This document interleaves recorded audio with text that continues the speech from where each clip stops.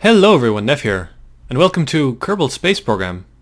This is an interesting game. This game is made in Unity, I believe, and what's interesting about this game is that it's kind of along the lines of Orbiter in that it's a space simulator, but it's not taken too seriously, but it's still pretty darn hard. Like, pretty darn hard, yeah.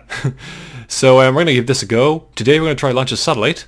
We don't know how well that will go, but we'll try, and we'll see how it goes. So yeah. So, as you can see, we have this rocket here. It's kind of an unconventional shape, but yeah. Trust me, this works. It looks weird, but this works. So yeah. So we have these struts here holding us up just before we get off the launch pad. We have some boosters here, some bigger boosters, and then a massive fuel tank. And then we also have kind of stages. And you'll see these little links here every so often. And what this means is that we'll actually break them into different parts as we go along. And you'll see that as we go. So yeah. And as you can guess, I'm not doing this live, so you might see some VLC stuff around. So yeah. Also, notice here on the left, these are what they call stages. So basically, this is how the staging works. You'll see these change as we go on. I won't explain too much now. We'll just get to it. So, ready or not? Here we go. And we're away. So basically, all I did there was hit spacebar with the throttle up, and that takes off the struts and turns on the engines. Now, not the main engine, but all the boosters. These are just going to get us off the ground. So you can see that on the left, our fuel is going down, and we're overheating a bit. That's okay because the fuel is going to run out faster than we overheat. So what we have to do here is, the second those tanks run out, we have to drop them off to get as high as we can. So any second now, and there we go. So that's the small boosters off. Now we have the big boosters. The thing about these boosters is, once you start them off, you can't stop them again until you get rid of them. So you have to be careful with them. But they're good for getting off the ground. And now you can see this is the kind of like solar system map, because we want to get up as high as we can. You'll notice I'm turning here. Oh, drop the boosters. You might wonder why we're turning. The reason is, in order to actually get the best orbit, you don't want to go straight up. You actually want to turn slightly as you go along. So yeah, it looks weird, but that's how it works. Also, that little doohickey at the bottom, that's what they call a gimbal. Basically, that shows you like how you're orientated. That's extremely useful. And now, as you can see in the space map there, we're starting to climb a bit. That blue line is our projected path. And if you look at the top, the little arrow in the blue bar, that shows how high up we are, like within the atmosphere. So we need to get basically out of the atmosphere and a good distance up.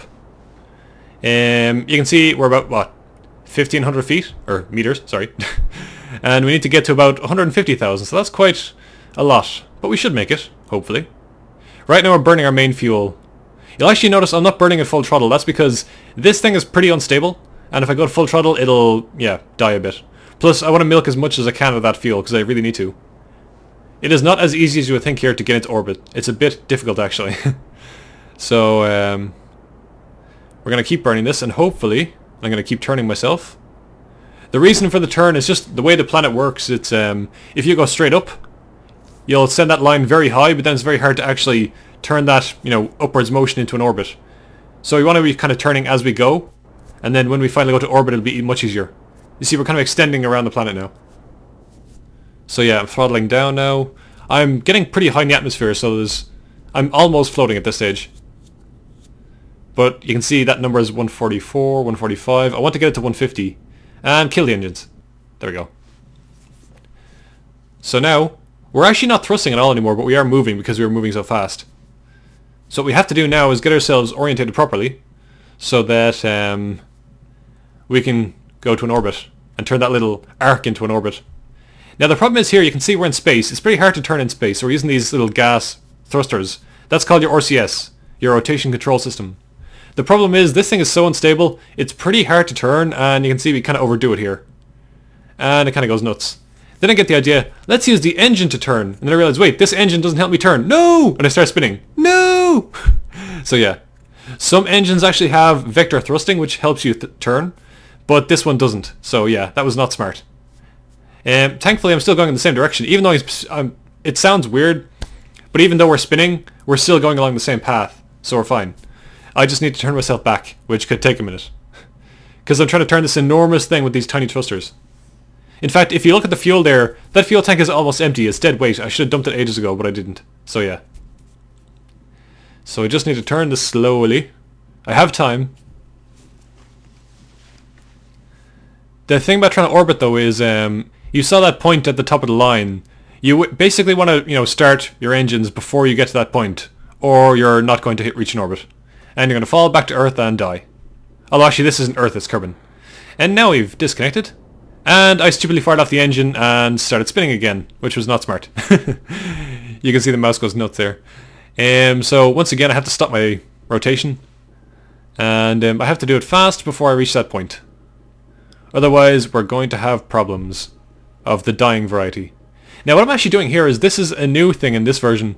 This game is kind of like Minecraft in that it's still in development. But in the last version I had this thing called maneuvers.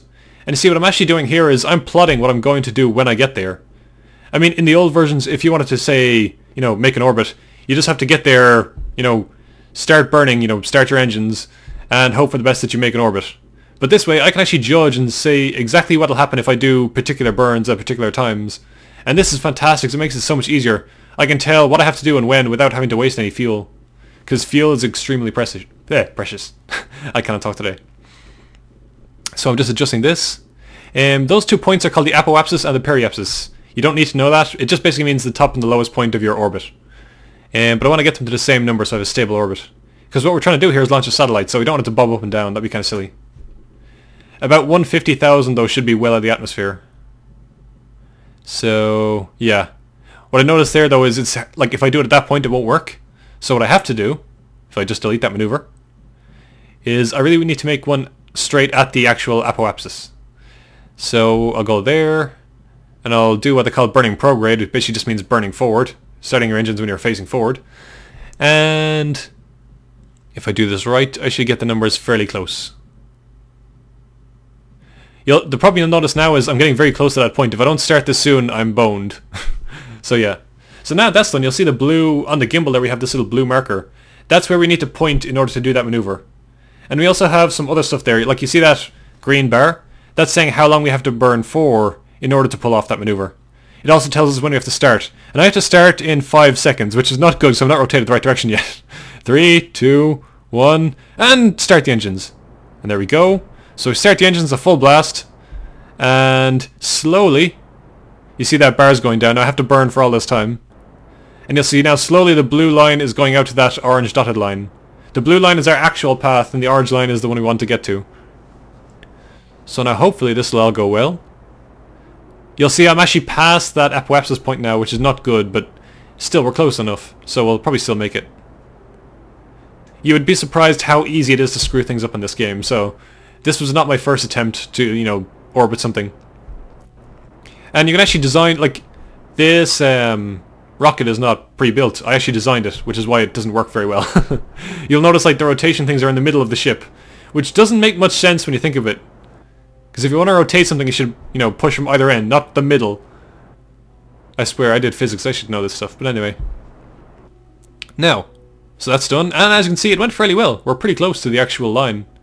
And my periapsis is not great, but it's okay. But still, that's technically an orbit. So even though we're going, like, we're kind of like looping around in a weird way, and one point is lower than the other one, we're still going to make it around the planet. But I just don't like that 121, it's a bit low, so we're going to try and fix that.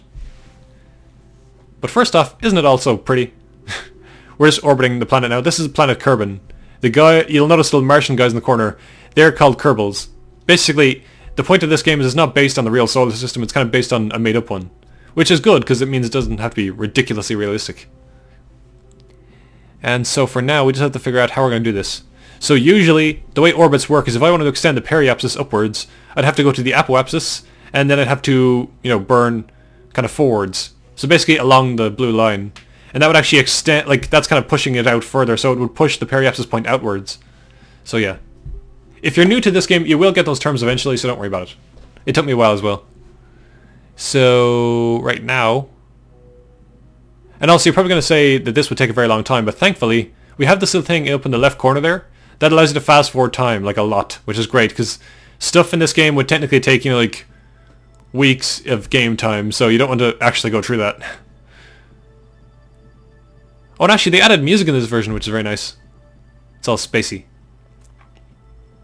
Now, you'll see here, I was trying some funky stuff with maneuvers. I wanted to see if I could actually push that point out.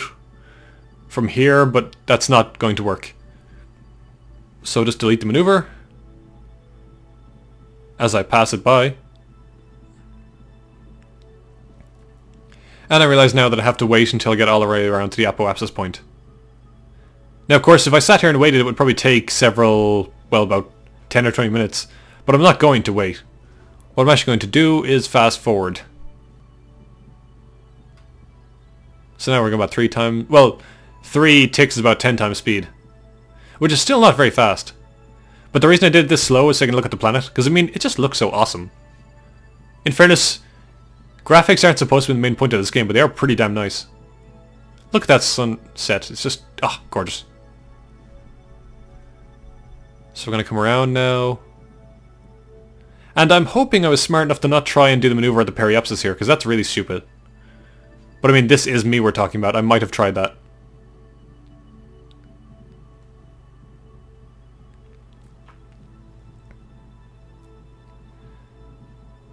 Now we're going to fast forward. I think I might be stupid here. I might have been. Yes, why did I do this? You can see now we're on the dark side of the planet, so you can just see darkness, basically. This might not come out in the video at all. So actually, while we're doing this, I might as well talk about the fact that there are still 2 stages here left on this, little rocket. You can see the satellite part of this at the top, and then we have the rocket left. The reason I haven't disconnected that yet is I still want to use it for repositioning. Once I'm in the right orbit, I'll throw that away, and it will just be a satellite. We also have solar panels now, so once I extend those, we'll have electricity, and that can actually... There's no small thrusters in this ship, but I mean, it'll be useful down the road. Because you'll notice at the bottom of the space station there's docking ports. And the cool thing is you can actually dock now, so after I've done this, I can actually send up other, missions, shuttles and stuff, and dock them with this. So you can build like whole space stations and stuff. So yeah, it is cool. Now, first off we have to get there.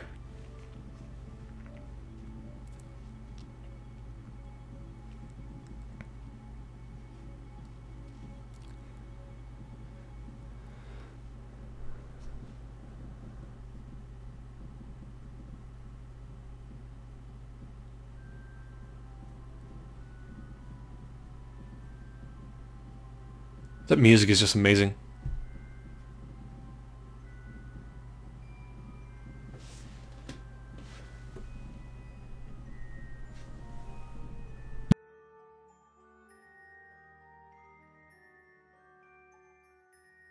And so now I'm just setting this maneuver over here. Those little symbols actually for forward and backwards, you'll notice they show up in the gimbal as well. Basically prograde is forward and retrograde is backward. The one with diagonal lines is backward. But I mean, again, you don't really have to care about that yet. It's just, if you watch any videos of this game, you'll hear people talking about them a lot. So now I'm just making small adjustments here. Because I don't want 190,000, I only want about 150. You'll notice once you're in space, it's very easy to make adjustments. Because you've practically no resistance now. You're just fighting your own velocity. Or momentum, or whatever you would like to call it.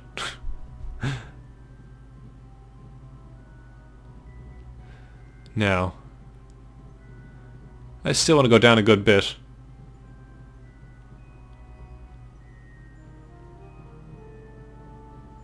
That music is amazing.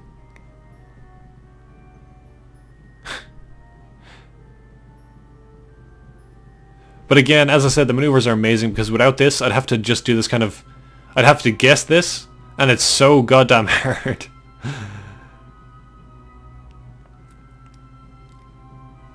I'm actually looking now because you can see we're just coming over the bright side of the planet. And it's all very pretty.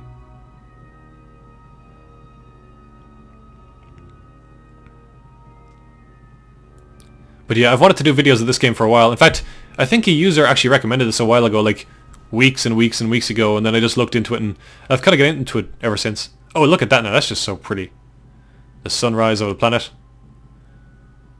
Our suspiciously shaped spacecraft.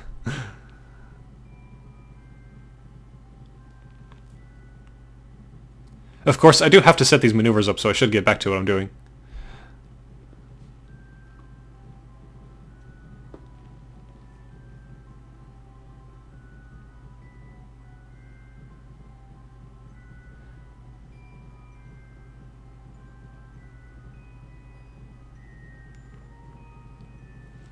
Actually, you'll see I just showed you there the RCS tank. The actual, those little gas thrusters, they do have fuel, so you have to be careful of that. Now thankfully I have tons, because I actually included an extra fuel tank. But you do have to be careful, because if that runs out you then can't rotate anymore, and that's very bad. That is very bad. Because you know, in space you need to be able to like turn yourself and stuff. Especially when you want to dock with things. It helps quite a bit. You can actually see in the gimbal there the little retrograde symbol. That means I'm basically facing backwards along my path. And now, so I'm just trying to orientate myself the right way. I'm looking for that maneuver node, which is the little blue thing on the gimbal. It only takes a tiny little bit of thrust to actually turn us. Because, again, there's no resistance here, so... And now we're facing prograde.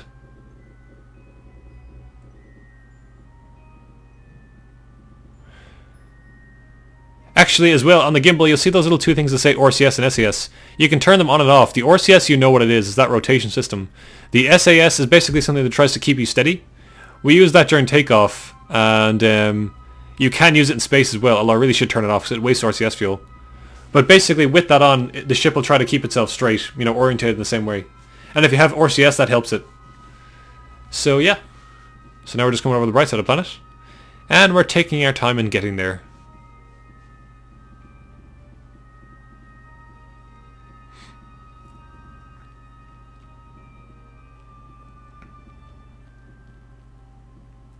So we're just going to time accelerate a bit here. Speed up. By the way, you never really want to fast forward when you're near the ground. That's a very bad idea.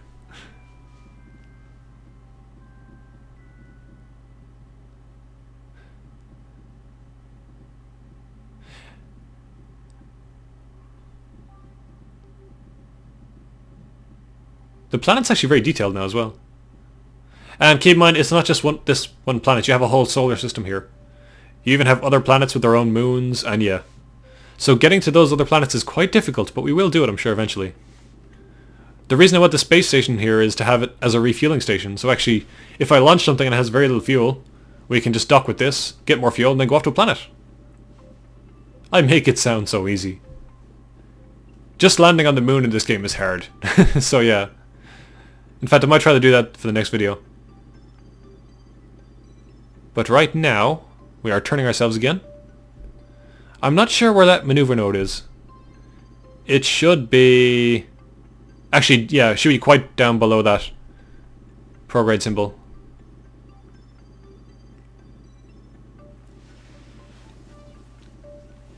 Yep, there it is.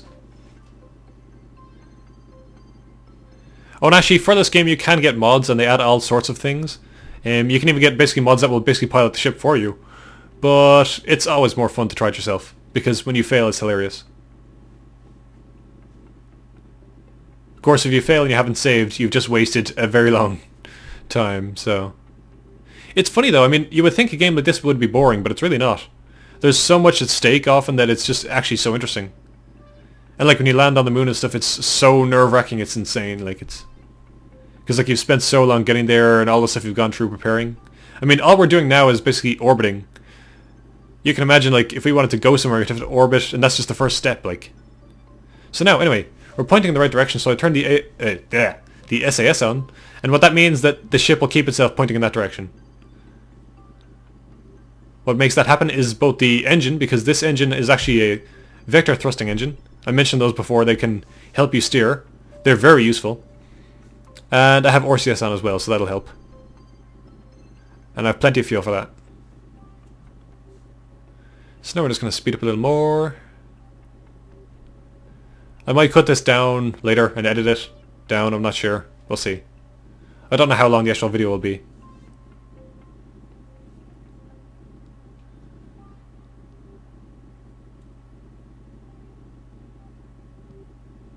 Yeah, and we're still pointing in the right direction. Everything is good.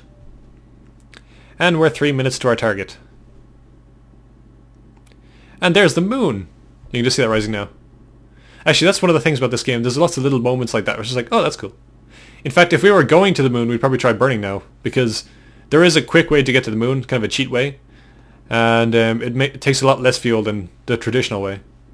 Now, when I say traditional, I mean the simplest way to do it is to just, you know, like go out to an orbit, extend your orbit until you're basically at the moon, and then shrink it down again. However, you can do it a different way.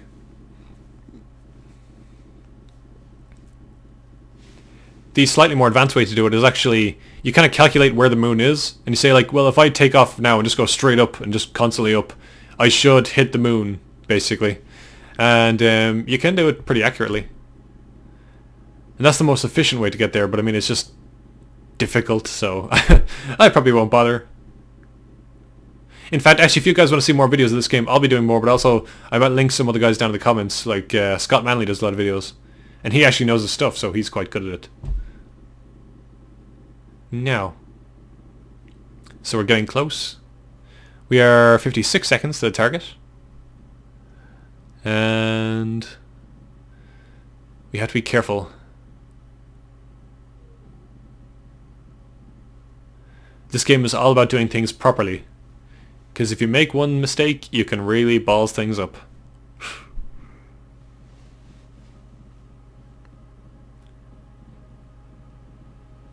Now.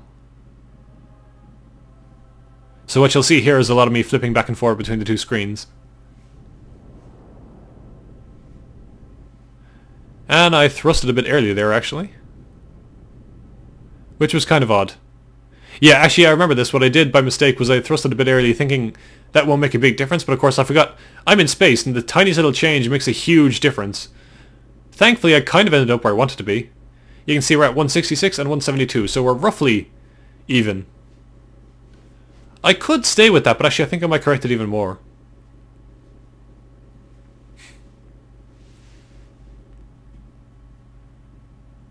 And now we're going to extend the solar panels, because actually I think I'm kind of okay with that orbit. It's not perfect, but it's good enough. And so actually what I'll do now is when I extend these, they'll face the sun automatically. And what they'll actually do is power the capsule. Right now that doesn't make much of a difference, but actually later on you can get tiny little ion engines, which are really tiny engines that run on a tiny amount of fuel and power, but they need electricity. And they allow you to basically reposition your satellites very effectively. And basically for a lot longer than you would with fuel, just pure fuel. And so now you have those extended. And as I said, now we basically have an extra section that we don't need. I could keep it there, it's not actually causing any problems. But we just do want to be swanky and get rid of it.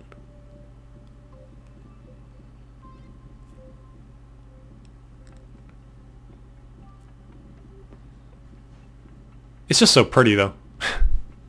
You're just cruising now above the planet Kerbal.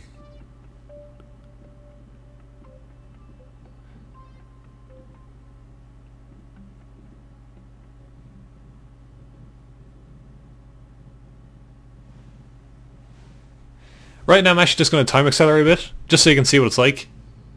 Because it is pretty cool looking, just when you know, orbit the planet like this. And we're slowly rotating around to the dark side. I've actually turned off the SAS and RCS because there's no real need to keep the satellite, facing the same direction all the time. It doesn't matter if it rotates, and it'll just save fuel. It is very pretty though. And so now we can leave this thing up here pretty much forever. And we can dock things with it, extend it, add things to it, and it'll be cool. The satellites have actually only been added in the latest version, so it's pretty new, but pretty cool.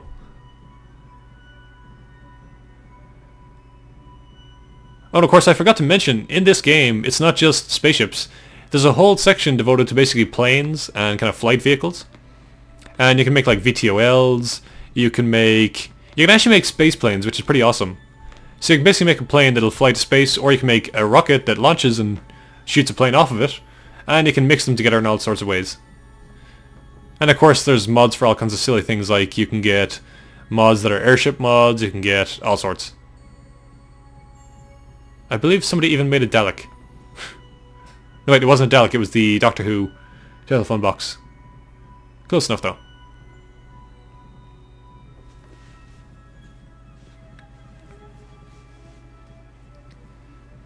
And now, I would have said that's the Milky Way, but we can see the Kerbal Way anyway.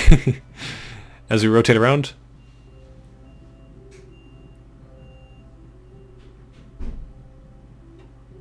And now we come across the bright side of the planet. And there's a beautiful sunrise. Granted, that is a very suspicious silhouette, but we'll say nothing. That was not intentional, I guarantee.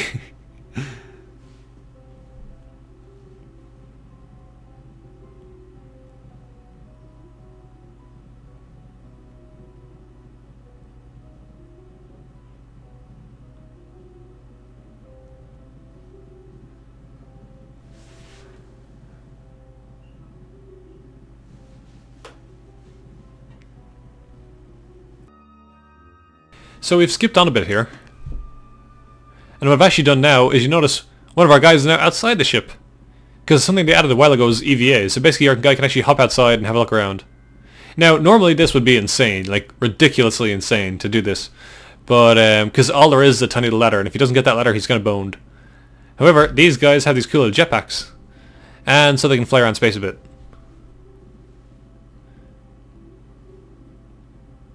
But right now he's just moonwalking the ladder. And actually I think I might stick him back inside for now, because I forgot something. Actually that time I let go and you can see he's just drifting backwards. Very carefully. But no, I'll hop back inside.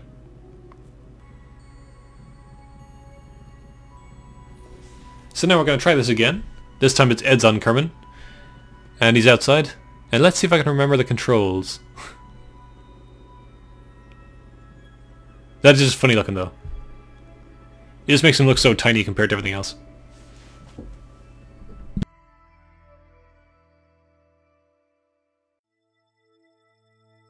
And he has let go. And the jetpack is on. It looks so silly. But yeah, basically all it does is like it uses gas and just thrusts a bit. And that allows him to fly around a bit. Now of course this does have limited fuel, and for the love of God you don't want to run out of fuel. Because if this guy runs out of fuel he's just left drifting through space. And that is bad. That is really, really bad. It is possible to save them, but you'd basically have to pilot a ship up there, and that's not easy.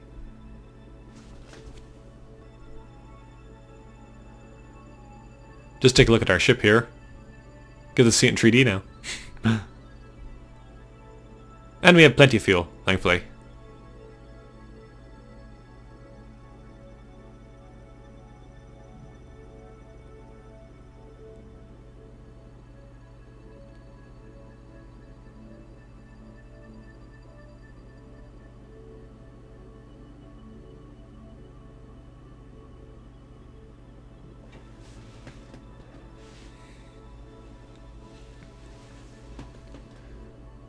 Inspect the old solar panels. Everything's good. And now let's see if we can get back on that ladder. Carefully. I don't want to smack the ship and send it off course. Oh, there we go. Clinging on for dear life. Now let's put him back inside. And he's terrified. And you should be, sir.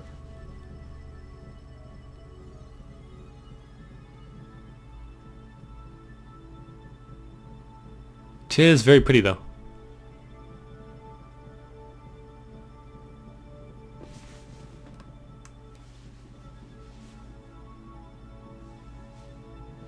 And now we really need to get rid of this second section because it's not doing us anything. It has fuel in it, but I really don't need the fuel. I mean, the whole point of this thing is to be a space station. It's not actually going to go anywhere. And the RCS will let us position it a bit. Although actually, yes, I will lose the RCS when I do this. It occurs to me now I designed this in such a stupid way that I will lose everything, basically, when I eject that part. But anyway, we're going to spin, and just at the right moment, eject. And even the music changes. How good was that? How good did I time that?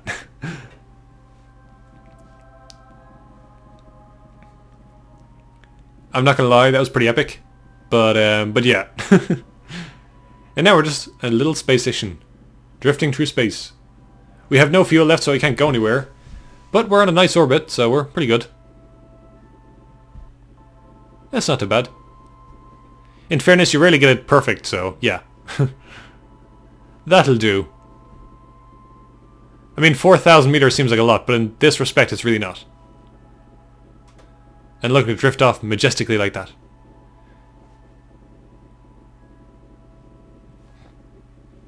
And so now our fuel will float off into space, totally harmless, and we will forever drift on through the cosmos. Well, when I say the cosmos, I mean orbit around our home planet, because we have nowhere else to go. But this thing has 1, 2, 3, 4, 5 docking ports, so that's plenty of room for expansion. So in the next video, hopefully we'll send something else up, maybe dock with it, extend it, or we might just try and go to the moon. Never know.